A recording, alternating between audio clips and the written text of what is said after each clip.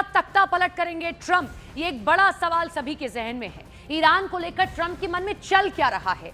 Trump ने 5 दिन तक ईरान पर हमला नहीं करने का ऐलान किया है, लेकिन आगे का प्लान क्या है? ईरान को लेकर ट्रंप क्या परमानेंट सॉल्यूशन निकालने वाले हैं? क्या ट्रंप समझौते के बीच ईरान में तख्ता पलट की तैयारी कर रहे हैं? और इन सारे मुद्दों पर हम बात करेंगे, लेकिन उससे पहले आपको दिखाते हैं कि ट्रंप के ऐलान का असर दिखना शुरू हो गया है।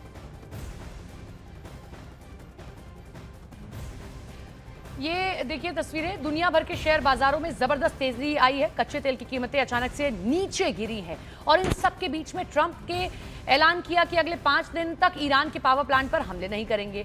लेकिन सबसे बड़ा सवाल यह कि क्या हॉर्मुज़ स्ट्रेट खुलेगा और क्या ट्रंप ने नेतन्याहू को विश्वास में लेकर युद्ध ब्रेक का ऐलान किया है? क्योंकि नेतन्याहू बिल्कुल भी नहीं चाहेंगे कि ईरान को हराए बिना ही युद्ध बीच में ही रुक जाए। इजराइल जो है वो ईरान को अपना दुश्मन नंबर 1 मानता है। ऐसे में सवाल उठता है, क्या ट्रंप ने नेतन्याहू से बातचीत के बाद ही ईरान पर 5 दिन का ब्रेक लिया या नहीं? तो बातचीत की गई या नहीं, बड़ा सवाल। 5 दिन का ब्रेक आखिर क्यों? क्या चल रहा है ट्रंप के मन में? ये वाकई में दुनिया भर की उनको चिंता हुई है? कच्चे तेल के जो दाम बढ़ रहे थे इसकी चिंता हुई है या कुछ और इसके पीछे कारण है? अमेरिकी बाजार जरूर इस वक्त बम दिख रहा है। शेयर बाजार भी अच्छी तेजी के साथ आज खुला। हॉर्मुज़ स्ट्रेट खुलेगा क्या, ये एक बड़ा सवाल बना हुआ है। और बड़ी बात यह कि कच्चे तेल की कीमतें कम हो गई हैं इस पूरे ऐलान के बाद से। और यूएस इजराइल की इराक पर बड़ी एयर स्ट्राइक। इराक में पीएमएफ मुख्यालय पर मिसाइलें दागी गई हैं। हमले में पीएमएफ कमांडर समेत 6 लोगों की जान गई है। तो यूएस और इजराइल की ये इराक पर एक बड़ी एयर स्ट्राइक देखने को मिली है। जो इराक में पीएमएफ मुख्यालय है वहां पर ये मिसाइलें दागी गई हैं। जो पीएमएफ के कमांडर हैं, 6 लोगों की जान चली गई है।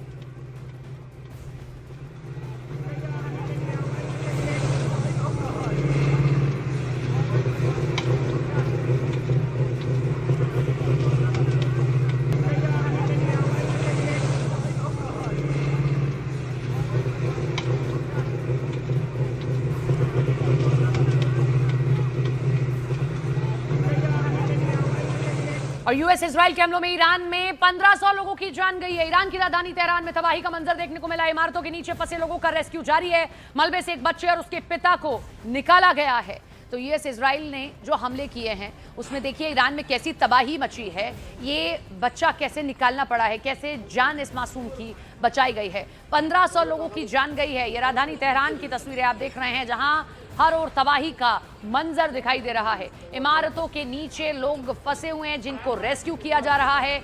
मलबे से ये एक बच्चे को रेस्क्यू करता ये तस्वीरें सामने आई हैं जिनको आप देखिए। और ये तस्वीरें इस बात की तस्दीक कर देती हैं कि कोई भी जंग जब अपना बड़ा रूप अख्तियार करती है तो उसका नतीजा वहां की आवाम को भुगतना पड़ता है, वहां के मासूम लोगों को भुगतना पड़ता है, ये आने वाली जनरेशन को भुगतना पड़ता है और उन लोगों को भुगतना पड़ता है जो आगे अपने देश को ले जाते, या ये जो छोटे छोटे मासूम हैं जिनकी कोई गलती भी नहीं है, वो इन मिसाइलों के, इन ड्रोन हमलों के या दुश्मन देशों की ओर से दागी गई मिसाइलों के शिकार होते हैं।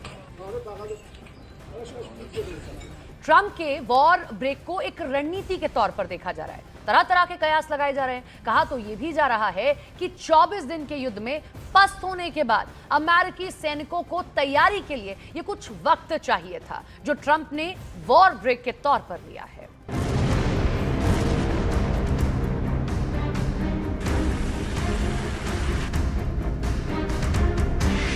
समंदर में जला अमेरिका का महाबली।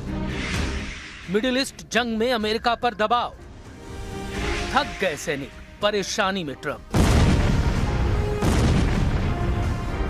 मिडिल ईस्ट में तैनात अमेरिका का सबसे ताकतवर aircraft carrier USS Gerald R Ford अब खुद संकट में घिर गया है। कभी समुद्री दैत्य कहे जाने वाले इस जहाज पर लगी आग ने अमेरिकी ताकत की असली हालत उजागर कर दी है।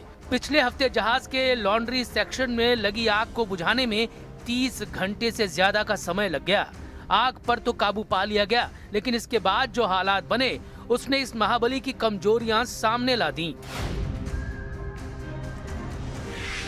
30 घंटे तक चलता रहा सुपर कैरियर। 600 सैनिक बेघर, फर्श पर सोने को मजबूर। आग के बाद 600 से ज्यादा अमेरिकी सैनिकों के बिस्तर जल गए। हालत ये है कि अमेरिकी सैनिक फर्श और टेबल पर सोने को मजबूर हैं।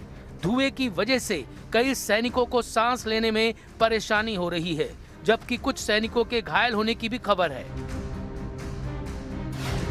तबाह हुआ जहाज का लॉन्ड्री सिस्टम, न कपड़े धुल रहे न टॉयलेट चल रहे। जहाज का लॉन्ड्री सिस्टम पूरी तरह से जल चुका है, जिसकी वजह से सैनिक अपने कपड़े भी नहीं धो पा रहे हैं। इसके अलावा 650 टॉयलेट वाले इस विशाल जहाज में अब हालात ऐसे हैं कि सैनिकों को टॉयलेट के लिए 45 मिनट तक लाइन में लगना पड़ रहा है। दुनिया का सबसे महंगा एयरक्राफ्ट कैरियर अपनी ही क्रू को बुनियादी सुविधाएं देने में जूझ रहा है। 11 महीने की तैनाती, थक चुका महाबली। क्या इसीलिए ट्रंप मांग रहे हैं दुनिया से मदद? करीब 4500 सैनिकों और फाइटर पायलट्स के साथ ये जहाज पिछले 11 महीनों से लगातार मिशन पर तैनात है। माना जा रहा है कि इतनी लंबी तैनाती से जहाज और उसके क्रू दोनों पर भारी दबाव पड़ता है, जिससे उनकी क्षमता और कार्यक्षमता प्रभावित होती है। इस यूएसएस फोर्ड को पहले वेनेजुएला मिशन में लगाया गया था और अब इसे ईरान के खिलाफ चल रहे जंग में उतारा गया है। अमेरिकी राष्ट्रपति डोनाल्ड ट्रंप अब खुले तौर पर दुनिया के देशों से सहयोग की अपील कर रहे हैं।